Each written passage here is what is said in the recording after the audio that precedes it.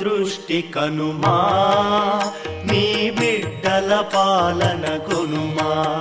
సాయి కృపా దృష్టి కనుమా, నీ బిడ్డల పాలన కొనుమా. నిందితి నీవే జగత్తునంతా, నువ్వు వినాంతా మాయా. నిందితి నీవే జగత్తునంతా, నువ్వు వినాంతా మాయా. సాయి కృపా దృష్టి కనుమా, నీ బిడ్డల పాలన కొనుమా. సాయి కృపా దృష్టి కనుమా, నీ బిడ్డల పాలన కొనుమా. నే ఒక అంధుని రంధిత బంధిని, ప్రభు దర్శనమే ఇమ్మా. శ్రీ సచ్చిదానంద సద్గురు సాయినాథ్ మహారాజ్ కి జై.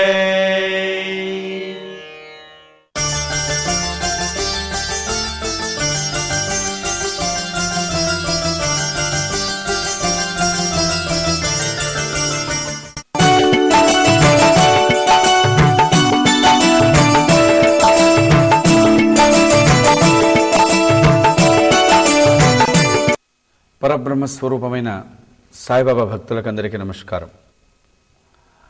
సచ్చరిత్రలో 2వ అధ్యాయాన్ని మనం విందాం, పారాయణం చేస్తున్నాం.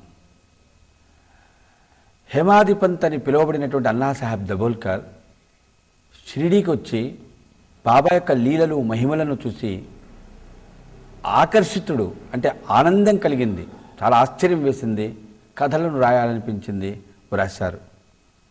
అలాంటి ఆ రాసినటువంటి కథలను సచ్చరిత్ర అనే పుస్తకంతో మనకు ఇచ్చినటువంటి హేమాధిపంత్ అంటున్నారు 2వ అధ్యాయంలో, నేను ఏదైతే గ్రంథం రాశానో బాబా గురించి రాశానని చెబుతున్నా, కానీ నా స్నేహితుడి యొక్క మనస్సు ఏమిటో నాకు అర్థం కాదే, నేను తెలుసుకోలేనే.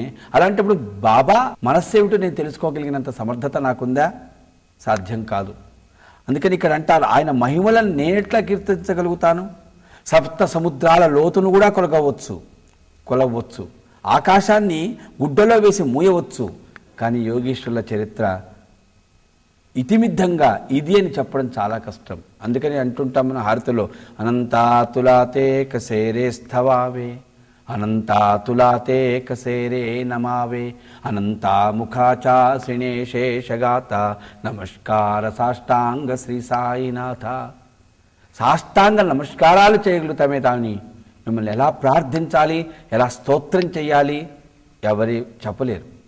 వేదాలే నోరు మూసుకున్నాయి, మరి అలాంటప్పుడు మేమెంత అని ఈ రకంగా అనిపించింది. నేను నవ్వుల పాలవుతానేమో అనుకున్నాను, కానీ నాకు ఒకటే ధైర్యం.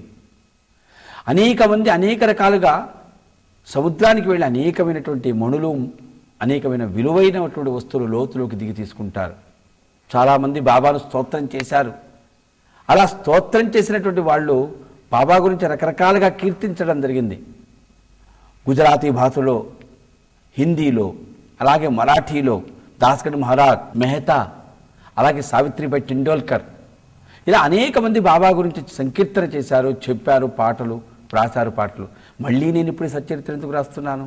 ఒకటే, వాళ్ళు అనేకమైనటువంటి మణులు, అనేకమైన విలువైన వస్తువులు ఆ సముద్రం లాంటి సాయి చరిత్రలో మునిగి సాయి యొక్క జీవితంలో ఉండేటువంటి ఆ విశేషం ఏమిటో వాళ్ళు తెలుసుకొని వాటిని సంపాదించారు. నేను నా ప్రయత్నం చేస్తున్నాను అంతే తప్పించి ఇక్కడ ఏదో నేను కొత్తగా చెబుతున్నానని చెప్పడం కాదు. వాళ్ళందరూ ఆ సంపాదించుకున్న దాంట్లో నాకు కూడా కొంత ప్రాప్తమైంది అని చెబుతూ, సాయిబాబా జీవిత చరిత్ర రాయాలి అనేటువంటి ఆలోచన నాకు కలగడానికి ఒకటే నాకు స్వార్థం. అదేమిటంటే, జ్ఞానేశ్వర మహారాజ్ చెప్పినట్టు తొందరగా మోక్షం కలుగుతుందట ఎవరైనా యోగుల చరిత్ర, గురువుల చరిత్ర చెబితే.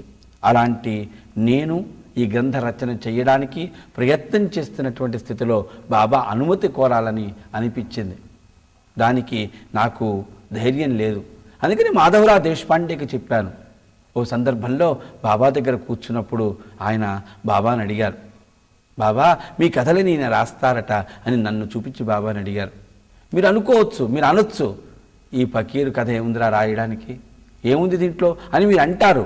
కానీ ఆ రకమైనటువంటి ఆలోచన మీరు చేయొద్దు. మీరు ఊ అని అంటే ఆయనే రాసుకున్నారని అంటారేమో, కానీ ఆయన రాయలేడు. మీరు ఆశీర్వదిస్తే కానీ ఆయనకు అది సాధ్యం కాదు అని బాబాతో శ్యామ అన్నారు.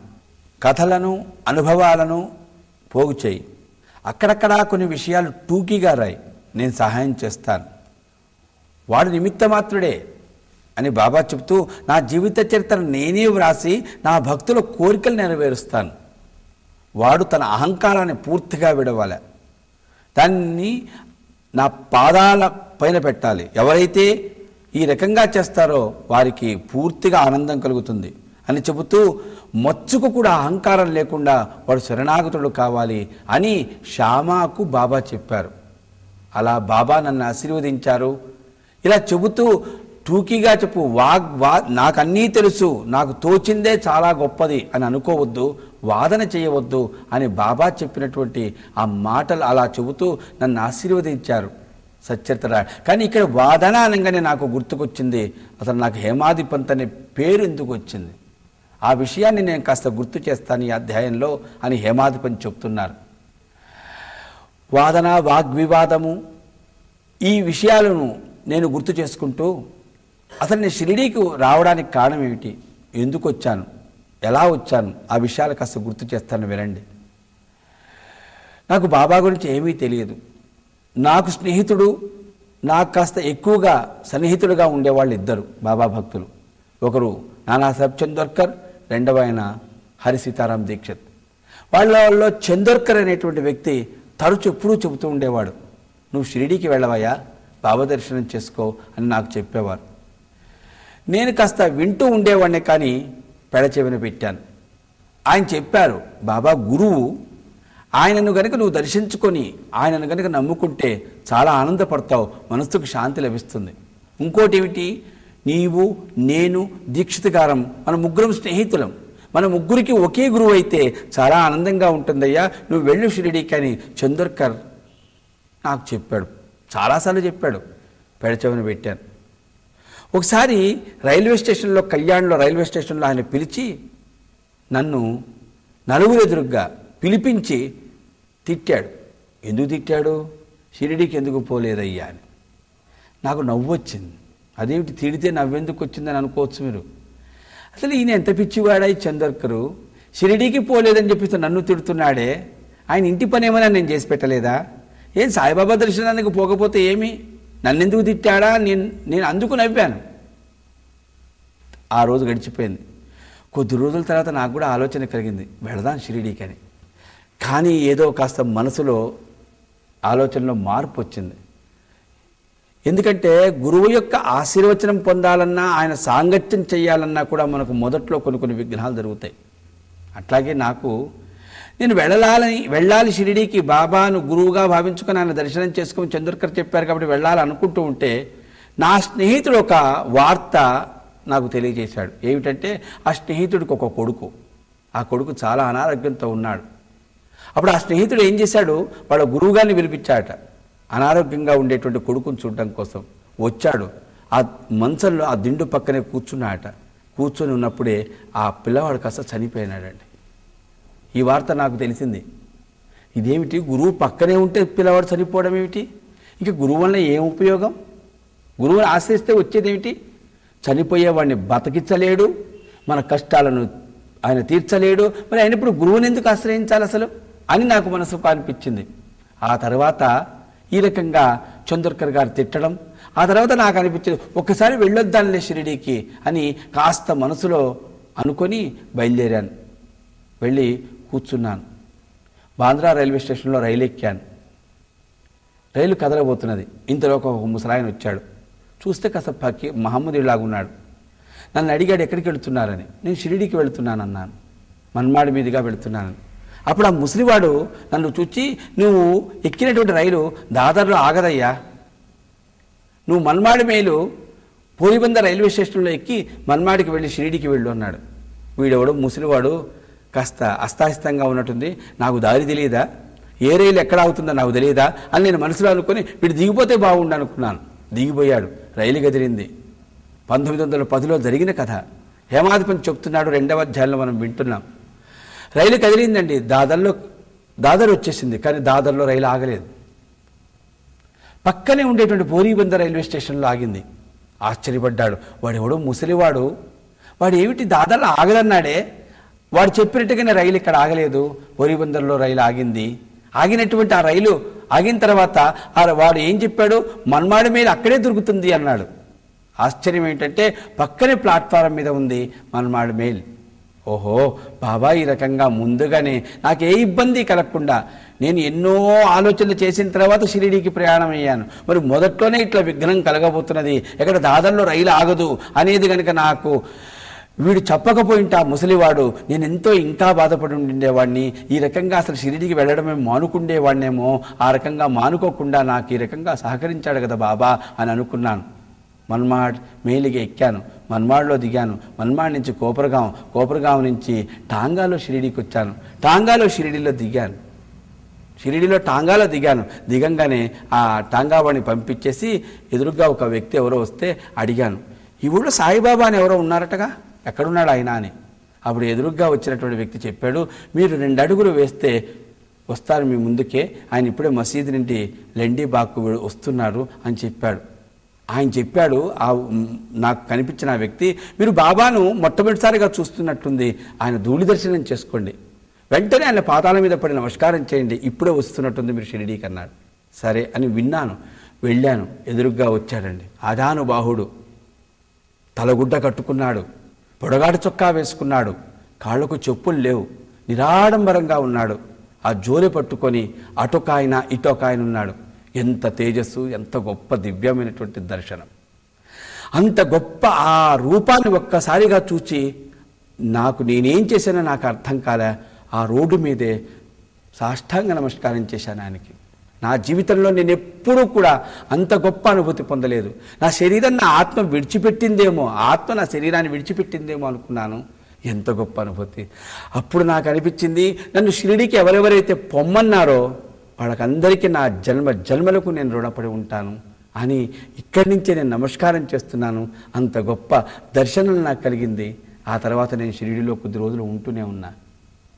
ఓ రోజు సాఠేవాడలో బాలాభాటేతో ఏదో విషయం ఏమిటంటే వేదాంతపరమైనటువంటి విషయం, భగవంతుడు, వేదాంతము, తత్వము, వీటి గురించి ఏదో ఆలోచన కలిగింది. వాదన చేశామండి. ఆ వాదనలో చివరికి ఏం జరిగింది, గురువు అవసరమే అంటాడు బాలాభాటి. గురువు అవసరం ఏముంది, గురువు అవసరం లేదు. మనకు తెలివితేటలు ఉన్నాయి.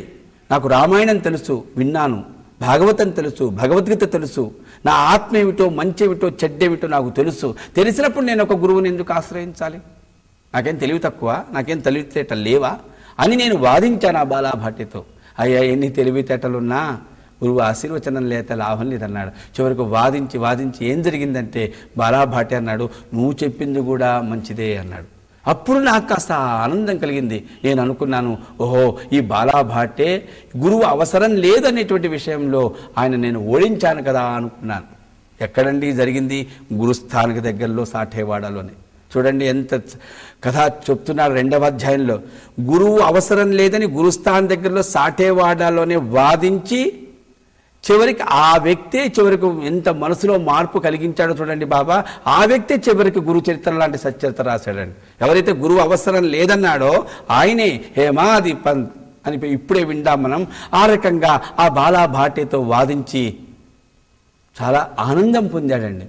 ఓ, నేను గెలిచాను కదా అనుకున్నాడు. తర్వాత అనుకున్నాడు, ఎందుకు ప్రయోజనం లేదు, వృధాగా దాదాపుగా 3 గంటలు వాదించాను, నీరసం వచ్చింది, అంతకంటే ఏమి రాలేదు నాకు.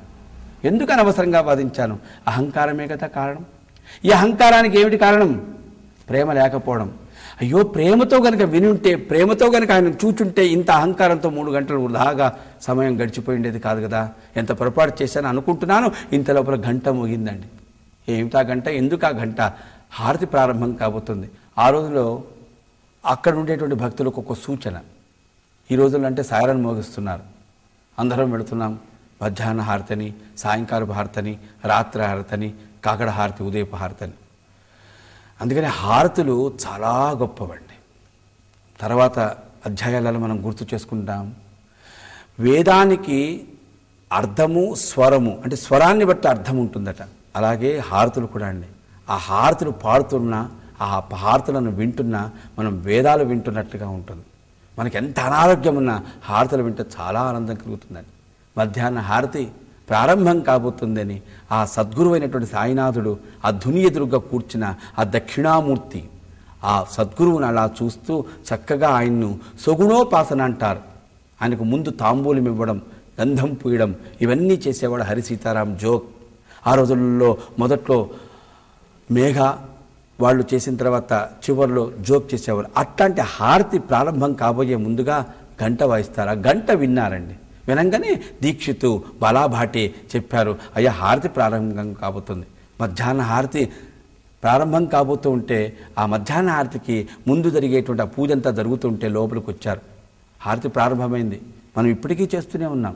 సాయిబాబా భక్తులందరూ సాయిబాబా గుళ్ళల్లో ప్రత్యేకించి మధ్యాహ్నం 12 గంటల అయ్యేటప్పటికి వెళతారండి. ముందే అన్ని రకమైనటువంటి ఆ సగుణోపాసనలో షోడశ ఏవైతే పూజలు ఉంటాయో ముందు చేయవలసినవి అవన్నీ చేసి ఆ తర్వాత అందరూ కలిసి సంకీర్తన చేయడం.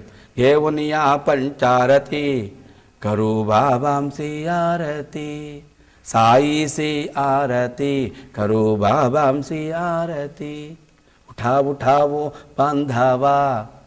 జగేశ్వర భీష్మ రాశాడు. తర్వాత వీళ్ళని బట్టి మనం హారతుల యొక్క విషయాలేమిటో అర్థమేమిటో మధ్య మధ్యలో అధ్యాయాలలో విందాం. అలాంటి హారతి ప్రారంభమైంది. ఎంత గొప్ప ధ్యానానికి ఎంత గొప్ప కేంద్రం అండి హారతులు. అందరూ కలిసి హారతి బాబాకు చక్కగా సంకీర్తన చేశారు. హారతి అయిపోయింది. హారతి అంతా అయిపోయిన తర్వాత బాబా ఈ ముగ్గురం మేము వరుసగా కూర్చొని ఉంటే ముందు కూర్చున్నటువంటి దీక్షితు భాటే ఆ తర్వాత నేను కూర్చున్నాం. దీక్షితుని చూచాడు. బాబా అడిగాడు, ఏమని? కాకా. హరి సీతారాం దీక్షితుని కాకా అని పిలిచేవారు బాబా. ఆయన పూర్తి పేరు హరి సీతారాం దీక్షిత్. ఆయన గురించి తర్వాత అధ్యాయులలో విందాం. కాకా, సాటేవాడలో ఏం జరిగింది అన్నారండి. నేను విన్నాను ఆ మాట. ఇదేమిటి సాటేవాడలో ఏం జరిగిందని ఇక్కడ ఉన్నటువంటి బాబా మసీదులో ఉండేటువంటి ఈయన అడుగుతున్నాడు? సాటేవాడ ఇక్కడికి దూరంగా ఉంది కదా, అక్కడ ఏం జరిగిందని అడుగుతున్నాడు ఏమిటినా అని అలా వింటున్నానండి. ఆయన ఎందుకు అడిగాడా అని వింటున్నా. ఇంతలో వెంటనే బాబా అడిగారు, ఏమిటా గొడవ? గొడవ అంటే మనకు అనిపిస్తుంది ఏదో తన్నుకున్నారో కొట్టుకున్నారో అని కాదండి, వాగ్వివాదం. అందుకనే చెప్తారు చూడండి, భగవద్గీతలో 2 యుద్ధాలు జరుగుతుంటాయని. 2 యుద్ధాలంటే మొదటి ప్రపంచ యుద్ధం, రెండో ప్రపంచ యుద్ధం కాదండి. ఒకటి అంతర్మథనం, రెండవది బహిరంగంగా మనం చూసే వాటి వల్ల మనం పొందుతున్నటువంటి యుద్ధం. అంటే ఈ రకంగా ఆ లోపల ఏదో ఆలోచనలు మనం ఒప్పుకోమండి, వాదన చేస్తాం, అదొక యుద్ధమే. కాబట్టి బాబా ఏమంటున్నారు, ఏమిటా గొడవ, ఏం జరిగింది అక్కడ అని అడుగుతున్నారు. ఏమిటి బాబాకి ఎట్లా తెలిసింది? నేను బాలాభాటితో ఆ రకంగా వాదించానన్న సంగతి బాబాకి ఎలా తెలిసింది అని ఒక్కసారిగా ఆశ్చర్యంతో బాబాను చూస్తున్నా. ఇంత లోపల బాబా ఏం చేశాడు, నా మీద వేలు పెట్టి చూపించాడు. చూపించి దీక్షితుని అడిగాడు, ఈ హేమాధిపంత్ ఏమన్నాడు అన్నాడు. ఇదేమిటి నన్ను హేమాధిపంత్ అని పిలుస్తున్నాడు? నా పేరు బాబాకు తెలుసు, నేను కొద్ది రోజుల నుంచి షిరిడిలోనే ఉన్నాను, కానీ బాబా ఈ రకంగా నాకు ఒక కొత్త పేరు పెడుతున్నాడు, హేమాధిపంత్ ఏమన్నాడని. నాకు అప్పుడు అర్థమైంది, బాబా హేమాధిపంత్ అంతటి ఆ రకమైనటువంటి ఆ రోజుల్లో 14వ శతాబ్దంలో ఆయన ఎవరైతే గొప్పగా ప్రసిద్ధి చెందినవాడు, ఆయనతో నన్ను ఆ పేరుతో పిలుస్తున్నా అంటే నాకు ఒక బిరుదు ఇచ్చాడు అనుకున్నాను. అలాగే ఒళ్ళు దగ్గర పెట్టుకోమని కూడా చెప్పాడు. నాకు ఇది ఒక హెచ్చరిక, హేమాధిపంత్ ఏమన్నాడు అని నాకు ఒక నామకరణం చేశాడు సాయిబాబా. అదే నామకరణంతో ఇప్పుడు ఈ గ్రంథాన్ని నేను ఆ రకంగా హేమాధిపంతు రాస్తున్నాడని చెప్తున్నాను. అలాంటి పేరు ఆయన. గురువు యొక్క ఆవశ్యకతను గురించి కూడా 2వ అధ్యాయంలో చెప్పడం జరిగింది. గురువు అవసరమా అని అనుకుంటాం, అలా అవసరం లేదని వాదించిన వాడు చివరికి గురువు అవసరమే అని చెప్పేసి నిర్ధారణ చేసుకున్నాడండి. తనకు తను తెలుసుకున్నాడు, ఎక్కడ ఒత్తిడి లేదండి.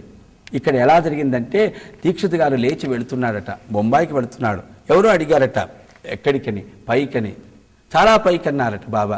ఆ తర్వాత బాబా అక్కడికి ఆ పైకి వెళ్ళడానికి ఏమైనా మార్గాలు ఉంటాయి? చాలా మార్గాలు ఉన్నాయన్నారు బాబా. మార్గ మధ్యలో అడవి ఉంది, ఆ అడవిలో పులులు, సింహాలు, తోడేళ్ళు చాలా ఉంటాయి, వాటన్నిటిని తప్పించుకొని పోవాలంటే ఎట్లా అని అడిగితే అప్పుడు బాబా అన్నట, ఒకరిని ఎవరైనా తోడు తీసుకుంటే కష్టమేం కాదు అన్నారట. ఆ తోడేమిటి, ఆ పైకి వెళ్ళడం ఏమిటి? దీక్షిత్ గారు బొంబాయికి వెళుతున్నాడని బాబాకు తెలుసు, కానీ ఏమిటి నా ఎదురుగ్గా ఎందుకట్లా జరిగింది? నాకు కూడా ఒక తోడు కావాలి అని బాబా చెప్తున్నారు. ఏ తోడది? ఏదో వయసులో ఉన్నప్పుడు భార్య, భర్త, లేకపోతే చిన్నతనంలో ఉన్నప్పుడు తల్లి, తండ్రి, ఆధ్యాత్మికంగా జీవితాంతం వరకు, జీవితం ముగించిన తర్వాత కూడా మనకు తోడెవరయ్యా? గురువు.